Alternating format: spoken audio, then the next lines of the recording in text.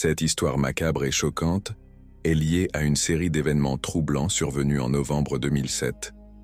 Le 29 novembre, un utilisateur anonyme de 4chan a publié un message inquiétant avec les mots « Si quelqu'un peut deviner correctement le numéro de son propre poste, je vous dirai où elle est enterrée. » Le message était accompagné d'une image d'une adolescente. Sur 4chan, chaque message reçoit un numéro unique généré aléatoirement, ce qui en fait un identifiant pour ce message précis. Ce type de poste où l'auteur offrait une récompense si quelqu'un devinait correctement son numéro était courant, mais la nature sombre et spécifique de cette promesse a immédiatement attiré l'attention. Quelques minutes après la publication, plusieurs utilisateurs ont tenté de deviner leur numéro. 15 minutes plus tard, un utilisateur a réussi à deviner correctement. L'auteur anonyme a alors répondu « Gagnant, voilà » et a fourni des coordonnées GPS. Ces coordonnées pointaient vers une parcelle d'arbres le long d'une route de campagne, à environ 80 km à l'est d'El Dorado, au Kansas. Cependant, cet endroit n'était pas aussi aléatoire qu'il y paraissait. La jeune fille sur la photo était Emily Sander, une étudiante de 18 ans du Butler Community College, portée disparue depuis le 23 novembre 2007. Étonnamment, la police a trouvé le corps partiellement dénudé d'Emily environ 1 heure après que les coordonnées aient été partagées, précisément à l'emplacement indiqué. Cependant, au moment où les coordonnées ont été révélées sur 4chan, la police enquêtait déjà sur sa disparition et avait un suspect en vue. Emily avait été vue pour la dernière fois quittant un bar à El Dorado avec un homme nommé Israel Mireles. Selon des témoins, Israel avait acheté des boissons à Emily et à ses amis avant de l'accompagner dans un autre bar, The Retreat. Après avoir quitté le bar avec lui, Emily n'a jamais été revue vivante. L'enquête a rapidement révélé des preuves accablantes liant Israel à la disparition d'Emily. Un mandat d'arrêt a été émis, mais Israel avait déjà fui au Mexique. Heureusement, il a été extradé vers le Kansas pour être interrogé. Lors de son témoignage, Israel a affirmé qu'après avoir quitté le bar, il avait accompagné Emily dans une chambre de motel. Il a ensuite raconté qu'un autre homme aurait fait irruption pour le voler, après quoi il aurait quitté la chambre. À son retour, selon lui, Emily était déjà morte. Cette version des faits semblait peu crédible, surtout lorsqu'il a admis avoir transporté le corps d'Emily dans le coffre de sa voiture et l'avoir emmenée dans une maison où se trouvait sa petite amie enceinte de 16 ans, à Baxter Springs. De plus, les enquêteurs ont découvert un grand couteau et des vêtements tachés de son ADN dans une poubelle près de cette maison. Face à ces preuves irréfutables, Israel Mireles a été condamné à la prison à perpétuité sans possibilité de libération conditionnelle. Cette affaire, amplifiée par l'anonymat et la culture de 4chan, reste un exemple glaçant de l'impact des plateformes en ligne dans des situations criminelles. Quant au fil de discussion sur 4chan, je n'ai trouvé aucune confirmation officielle indiquant que le post avait été téléchargé par Israël. Il est important de mentionner que, étant donné que les coordonnées ont été révélées un peu moins d'1 heure avant que les policiers n'annoncent officiellement où ils avaient retrouvé Emily, le fil de discussion aurait pu avoir été ouvert par quelqu'un de la police qui connaissait l'emplacement avant que le public ne soit informé. Néanmoins, il y a une possibilité bien réelle que le post sur 4chan ait été téléchargé par le tueur lui-même, ce qui ajouterait une couche encore plus perturbante à un crime déjà horrible. Le 25 août 2009, un utilisateur de 4chan a ouvert un fil avec le titre « Look when I found ». La légende disait « Donc je fouillais dans les affaires que mon père avait laissées quand il est mort, et j'ai trouvé ça. Le vieux salaud avait une grenade en état de marche. Elle semble un peu vieille, mais elle me semble ok. Qu'est-ce que vous feriez avec sur le forum random ?» À côté de la légende, se trouvait une image de la main de l'utilisateur tenant ce qui semblait être une grenade en état de marche.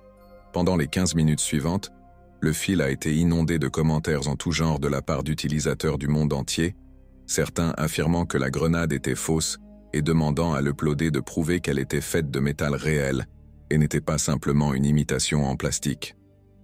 Laisse-moi voir le fond. Le fond. C'est du plastique, lol. Pas de plastique, imbécile. C'est tout en métal. Avec ce commentaire, l'utilisateur a inclus une image de lui tenant un briquet près de la grenade, ce qui est évidemment une idée horrible. Cela dit, ce n'était rien comparé à ce qui allait suivre.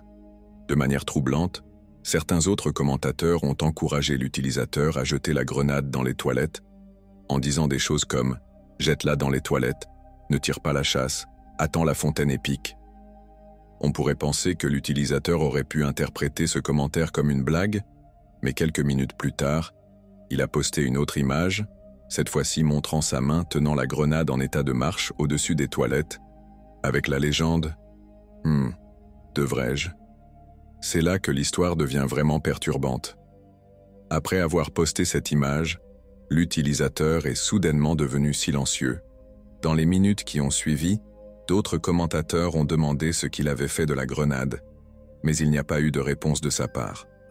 Peu après, un commentateur a téléchargé une capture d'écran d'un article publié par une station de télévision au Guatemala ce même jour. De manière glaçante, l'article racontait l'histoire d'un garçon de 17 ans nommé Oscar Lopez, décédé après avoir fait exploser une grenade en état de marche dans la salle de bain de sa maison. Selon l'article, le père du garçon avait été impliqué dans l'armée à un moment donné, ce qui explique pourquoi la grenade se trouvait chez lui. En raison du timing, la plupart des commentateurs ont conclu qu'Oscar Lopez était l'utilisateur de 4chan et ont immédiatement condamné les utilisateurs qui l'avaient encouragé à jeter la grenade dans les toilettes. Dans les semaines suivant l'incident, plusieurs stations de télévision de pays hispanophones ont publié l'histoire, ce qui a attiré beaucoup d'attention sur le fil original sur 4chan. Au fil des années, l'histoire de la grenade d'Oscar a été repostée des milliers de fois sur Internet. Elle a même fait son apparition dans des dizaines de vidéos YouTube couvrant les incidents les plus perturbants liés aux menaces en ligne. Cependant, après mes recherches, je n'ai pas pu trouver l'article original ni quoi que ce soit qui indique que l'histoire était réelle. Même après avoir passé des heures à fouiller dans des archives en ligne, je n'ai trouvé aucune trace de l'article original, ce qui suggère que l'article pourrait avoir été falsifié. Les seuls articles que j'ai trouvés étaient ceux publiés après l'incident, qui citaient uniquement l'article original, inexistant, comme source. Il est aussi assez suspect que l'article ait apparemment été publié à peu près 1 heure après le dernier commentaire de l'utilisateur, ce qui renforce l'idée que tout cela a pu être fabriqué. Il est possible que l'utilisateur ait lui-même posté une capture d'écran d'un article modifié depuis un autre compte pour attirer l'attention, ou qu'il ait fait le post original, puis soit devenu silencieux pour obtenir une réaction du public, après quoi un autre utilisateur aurait pu intervenir pour maintenir l'histoire avec un article de nouvelles falsifié, bien que cela puisse toujours être réel, et que l'article original ait simplement été perdu avec le temps, étant donné que l'incident remonte à plus de 15 ans, nous ne saurons probablement jamais toute la vérité. En mars 2020, un utilisateur anonyme de 4chan a posté une image d'une fille disparue nommée Lisa Irwin, accompagnée de coordonnées pointant vers un endroit aléatoire au milieu des arbres, quelque part dans Lakeside Village, Kansas. Pour le contexte, Lisa avait disparu en octobre 2011 alors qu'elle n'était qu'un bébé de 10 mois. Ce jour-là, Jeremy Irwin, le père de Lisa, était revenu du travail à 4 heures du matin et avait immédiatement appelé la police en voyant que sa fille avait disparu de son berceau. De manière inquiétante, il a mentionné à sa femme Debra que la porte d'entrée était déverrouillée et que 3 téléphones portables étaient manquants. Au cours de l'enquête, plusieurs événements très étranges ont commencé à se produire, et il était difficile pour les policiers de comprendre quoi que ce soit. Bien que certains témoins aient rapporté avoir vu un homme étrange portant un bébé avec une couche près de l'endroit où Lisa avait disparu, ils n'avaient pas suffisamment de preuves pour arrêter un suspect en particulier. Des vidéos de surveillance dans la région montraient un homme vêtu de blanc quittant une zone boisée près de la maison des Irwin à 2h30 du matin. Mais le suspect que la police avait interrogé à la suite des images de surveillance avait un alibi en béton. De manière glaçante, lorsque la police a fouillé la maison des Irwin cette même année, des chiens ont détecté l'odeur d'un corps dans la chambre de Deborah. Lorsque les autorités l'ont confrontée à ce sujet, elle a affirmé qu'elle n'avait pas cherché sa fille immédiatement parce qu'elle avait peur de ce qu'elle pourrait trouver. Ce n'était que la première d'une série de déclarations étranges et de contradictions dans lesquelles la mère de Lisa s'est retrouvée. Plus tard, elle affirmerait que la dernière fois qu'elle avait vu sa fille, c'était autour de 22h30. Mais ensuite, elle a avoué qu'elle avait bu avec une amie et ne se souvenait plus de la dernière fois où elle avait vu sa fille. Les enquêteurs ont également accusé Debra d'avoir échoué à un test polygraphique, et même sa meilleure amie a dit à la police que Debra avait un côté sombre et qu'elle croyait qu'elle pourrait être responsable de la disparition de sa propre fille. Étrangement, la police a ensuite découvert que l'un des 3 téléphones portables qui avaient été pris de la maison avait passé un appel de 50 secondes tard dans la nuit où Lisa a disparu. Mais ni Debra ni Jérémy n'ont nié avoir passé cet appel. Lorsque la police a enquêté sur l'appel, ils ont découvert qu'il avait été fait à une femme de Kansas City, nommée Megan Wright. Fait intéressant, Megan avait été en couple avec un suspect dans l'affaire, un vagabond vivant dans une maison de transition près des Irwin. Cependant, elle a nié avoir pris l'appel la nuit de la disparition de Lisa. À ce jour, la police est convaincue que celui qui a passé cet appel est responsable de ce qui est arrivé à Lisa, mais en l'absence de nouvelles preuves, l'affaire est restée sans suite pendant très longtemps. L'image que vous voyez dans le fil 4chan est en réalité une photo de Lisa âgée de 7 ans, publiée par les autorités pour aider le public à identifier la victime. Dès que l'utilisateur a posté les coordonnées, certains commentateurs ont commencé à soupçonner que l'OP était le coupable et que les coordonnées pointaient vers l'endroit dans les bois où le corps de Lisa avait été retrouvé. Un utilisateur a commenté « Je viens d'envoyer ce fil par email à 2 affiliés locaux de NBC dans le Kansas qui couvrent les régions de Thompsonville et Oskaloosa. Espérons que ce soit légitime et que nous puissions enfin faire quelque chose de bien et apporter la paix à une famille. Mais même si de nombreuses personnes ont contacté la police à propos des coordonnées divulguées, frustrant, rien n'en est vraiment ressorti. Et il est difficile de savoir si la police n'a pas enquêté sur les coordonnées ou si elle l'a fait mais n'a rien trouvé là-bas. À ce jour, la disparition de Lisa a généré plus de questions que de réponses. Était-ce l'homme vu sur les vidéos de surveillance? Était-ce les parents? Ou l'utilisateur de 4chan? Nous ne le saurons probablement jamais. Le jour de Noël 2014, un utilisateur anonyme de 4chan a ouvert un fil assez perturbant avec les mots « J'ai acheté une Wii U, mais elle était cassée, alors j'ai ouvert la Wii U et j'ai trouvé cette chose à l'intérieur. Qu'est-ce que c'est ?» À côté des légendes, l'utilisateur a téléchargé quelques images d'un objet ovale brun à l'intérieur de la console. À première vue, l'auteur pensait que c'était probablement quelque chose qu'un animal avait laissé. Mais quelques minutes plus tard, il a posté des images qui ressemblaient à quelque chose tout droit sorti d'un cauchemar. Apparemment, l'objet brun était un nid d'araignée, et dès que l'auteur a ouvert l'objet, il a découvert ceci. Quelques minutes plus tard, le posteur a commenté « Au moins, les araignées sont déjà mortes. Quoi qu'il en soit, c'est un œuf qui s'est ouvert trop tôt, ou un œuf qui n'a jamais réussi à s'ouvrir. Les araignées ont dû se dévorer entre elles pour survivre, et elles ont fini par atteindre leur capacité maximale et sont réellement mortes. Leur taille montre qu'elles sont adultes, mais leur couleur montre qu'elles n'ont littéralement plus de carapace ni de peau. 3 minutes plus tard, l'auteur a donné une mise à jour glaçante en disant « Celui-ci était encore vivant ». Et c'est là que le fil devient un peu perturbant. Quelques secondes plus tard, un autre utilisateur a commenté en disant « D'accord, j'ai fait une recherche pour toi, OP. C'est un nid de guêpes. Les araignées sont paralysées à l'intérieur. Si elles ne sont pas mortes maintenant, et qu'elles sont en réalité des prises fraîches, elles vont bientôt se réveiller. » Et en réponse à l'image de l'araignée vivante postée par l'auteur, l'utilisateur a averti « Cette araignée ressemble un peu à une recluse brune. Si elle te pique, ton bras va commencer à pourrir pendant que tu es encore en vie. » En réponse à la photo originale des araignées, un autre utilisateur a commenté « À en juger par son apparence, la dernière vient juste de se réveiller et la guêpe n'a peut-être même pas encore commencé à pondre ses larves. Si c'est le cas, elles sont peut-être toutes juste paralysées. Et j'ai peur pour la vie de l'OP, car l'araignée qui s'est réveillée ressemble à une recluse brune.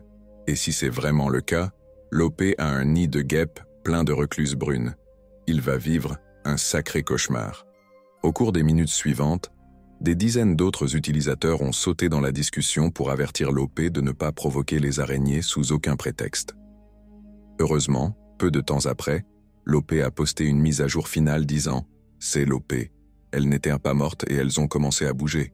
J'ai quitté ma maison en courant et j'ai appelé l'exterminateur.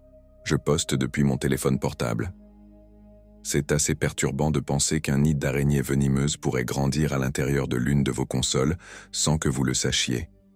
Et selon un autre commentateur, c'est en fait assez courant que les guêpes fassent ça. Heureusement, il semble que l'OP allait bien. En 2009, des dizaines d'utilisateurs de 4chan ont commencé à attirer l'attention sur un phénomène assez étrange qui se produisait partout sur Internet, où des commentaires mystérieux sur la Key Lime Pie apparaissaient sur d'innombrables sites web, blogs et forums en ligne. Bien que les fils originaux sur 4chan dans lesquels ces discussions avaient lieu aient depuis été supprimés, j'ai pu trouver des fils Reddit plus récents qui couvrent le même phénomène autour de la Key Lime Pie.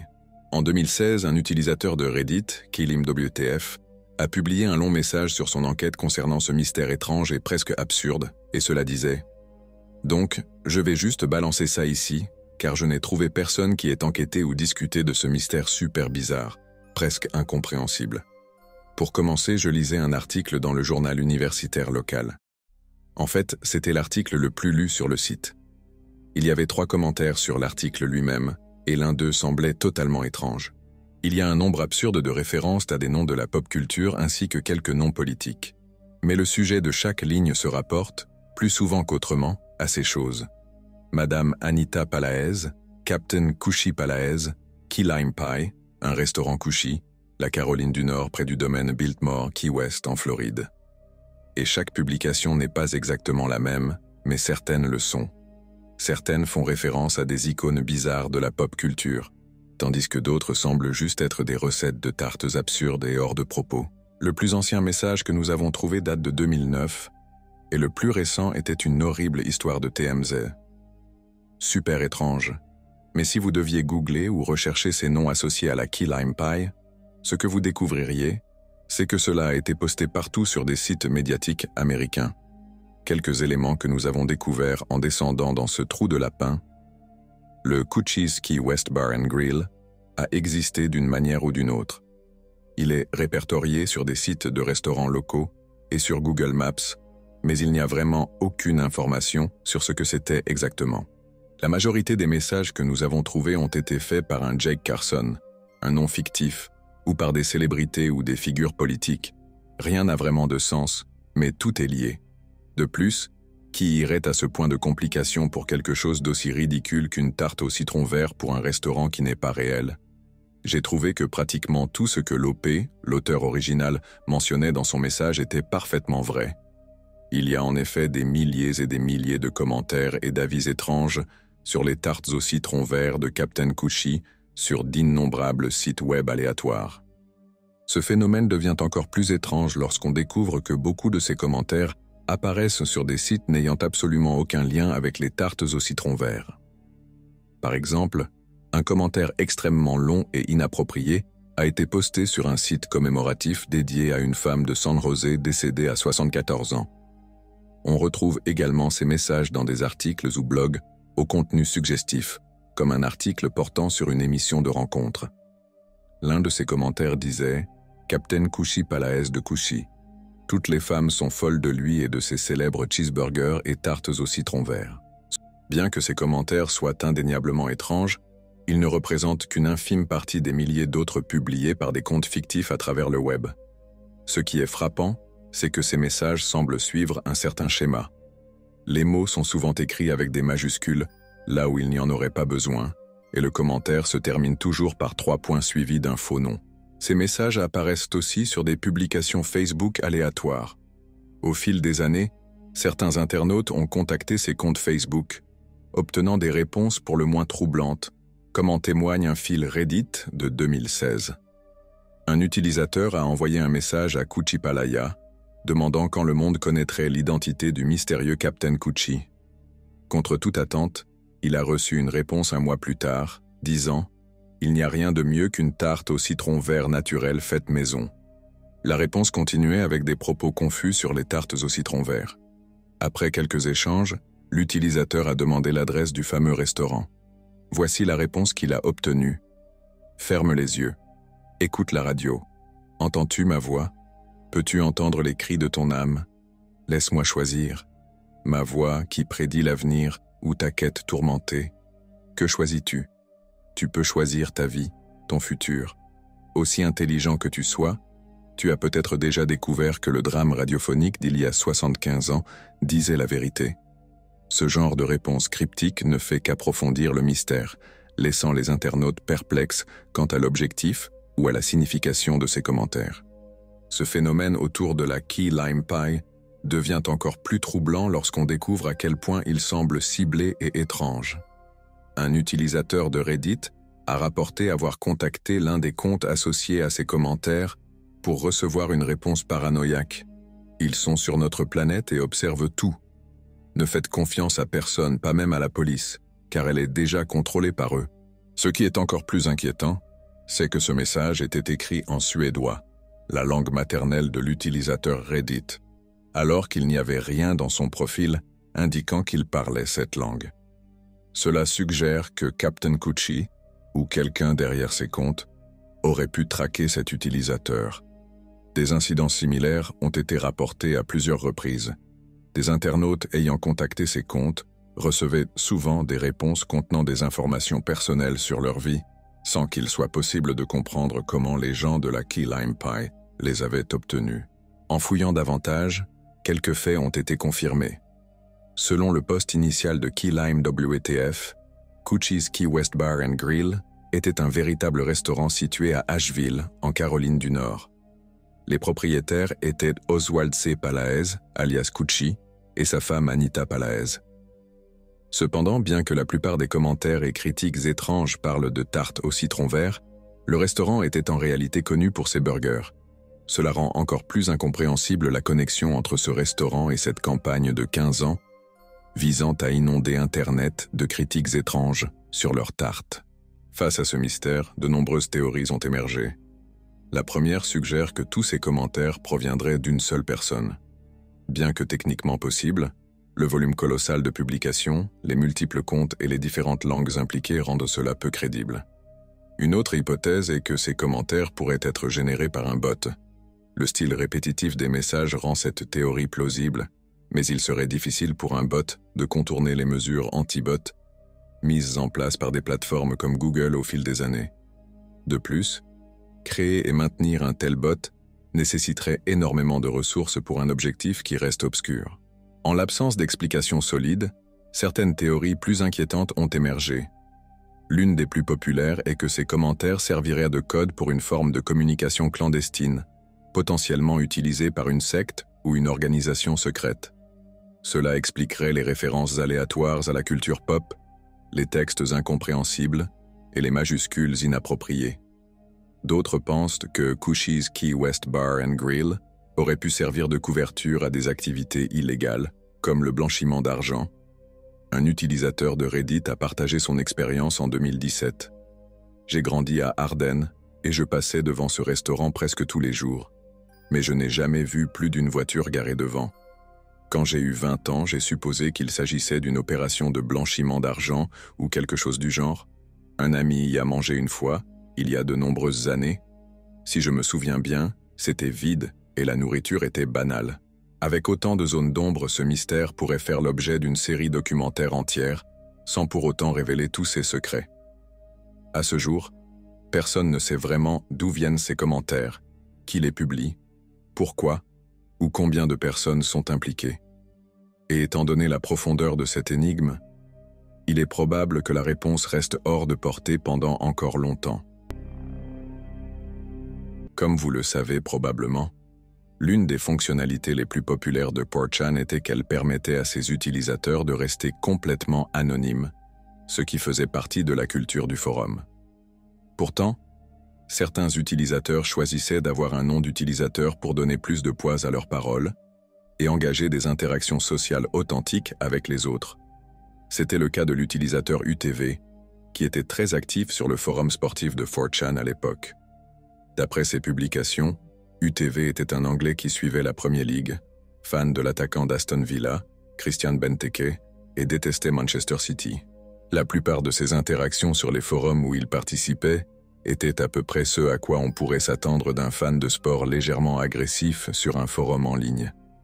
Mais il y avait une chose qui rendait les publications de UTV remarquables parmi la mer de fil sur 4chan. Étrangement, UTV avait un admirateur secret, un utilisateur anonyme qui suivait, archiverait et commentait chacune de ses publications et commentaires sur plus de 250 fils. Chaque fois que UTV publiait quelque chose, l'utilisateur anonyme archiverait ses messages, y commenterait et résumerait ses activités avec une précision parfaite. Au début, c'était un peu amusant, et on avait l'impression que l'utilisateur était juste un troll qui aimait embêter UTV sans raison particulière. Et il semblait que le trolling avait l'effet escompté, car UTV réagissait souvent avec des commentaires assez agressifs en réponse à l'utilisateur anonyme, frustré par le niveau d'obsession que cet utilisateur avait développé envers lui. Dans un fil, UTV commentait « Mais tu me traques vraiment ?» et dans d'autres fils aussi. « Trouve-toi une vie. » Après des semaines de stalking et d'obsession sur chaque mouvement de UTV, l'utilisateur gagna le surnom de « l'archivé » de la part des autres membres du forum qui trouvaient ses activités hilarantes. Malheureusement pour UTV, plus il interagissait avec l'archivé, plus ce dernier devenait obsédé par l'archivage, la catégorisation, le résumé, les éloges et l'embellissement de ses publications. Au début, c'était assez drôle, surtout si vous étiez juste un simple 4chaner qui observait toute cette histoire se développer de loin. Mais après quelques semaines, l'intrigue prit un tournant plutôt creepy. En juillet 2013, l'archivé n'était plus satisfait de simplement archiver les publications. Il commença à composer des chansons et des poèmes basés sur les intérêts et la personnalité de UTV, y compris un limerick qui disait « Il y avait un jeune Phil du Kent qui aimait appeler Frodo un ant. Il a parié contre Villa dans un match palpitant à 3-1, ils ont perdu et son argent fut envoyé. » Il est important de noter que le vrai nom de UTV était en fait Phil, ce qui signifiait que l'archivé avait commencé à découvrir de plus en plus d'informations personnelles sur lui au fil du temps. Au cours des semaines suivantes, l'archivé passa des chansons et des poèmes à d'autres formes de vénération et d'obsession, y compris la création de tests de taches d'encre utilisant les publications de UTV, ainsi que la conception de plans détaillés pour la maison où il aimerait vivre si lui et UTV emménageaient ensemble. Il fit même des préparatifs pour les funérailles de UTV avec des instructions détaillées pour sa famille, à suivre le jour de la cérémonie. La folie se poursuivit pendant plusieurs semaines, jusqu'au 7 octobre, où l'archivé fit sa dernière publication à propos de UTV sur le forum TRB, disant « J'ai été avec UTV pendant 255 fils, c'est le dernier. Mes parents ont découvert mes œuvres sur UTV, et ils ont insisté pour que je supprime tout cela de mon ordinateur et que j'arrête. Ils vont surveiller mes activités maintenant pour s'assurer que je ne puisse plus le faire. C'est mon dernier message. Je suis désolé pour UTV et j'espère qu'il verra ceci et comprendra. J'ai un dernier cadeau à lui offrir. Ce document de 97 pages contient toutes les œuvres personnelles que j'ai créées impliquant UTV de quelque manière que ce soit. C'est pour lui. Je ne veux pas que quelqu'un d'autre le lise. Cependant, je ne peux pas vous empêcher de le faire.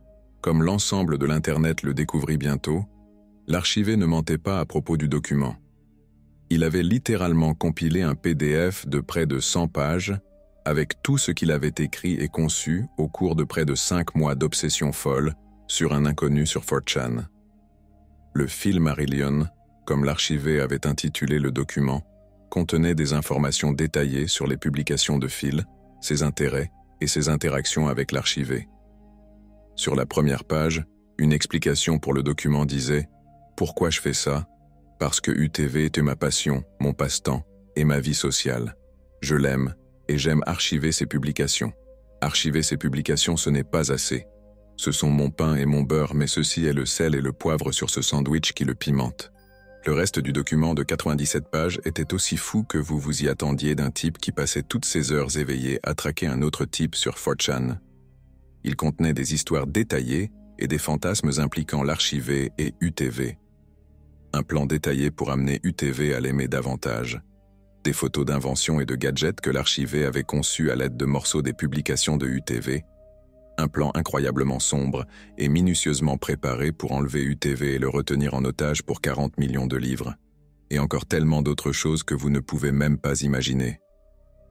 Lorsque l'archivé partagea son chef-d'œuvre, Phil répondit simplement par un point d'interrogation, puis disparut à jamais de 4chan. À ce jour, l'Internet ne sait toujours pas quoi penser de l'archivé ou de ses motivations pour s'obséder autant sur un inconnu. Certains allèguent une maladie mentale, d'autres pensent que l'archivé aimait vraiment Phil. Mais quoi qu'il en soit, le PDF a servi de signal d'alarme pour être prudent avec les personnes avec qui vous interagissez en ligne, car vous ne savez jamais vraiment ce qu'elles font avec vos informations.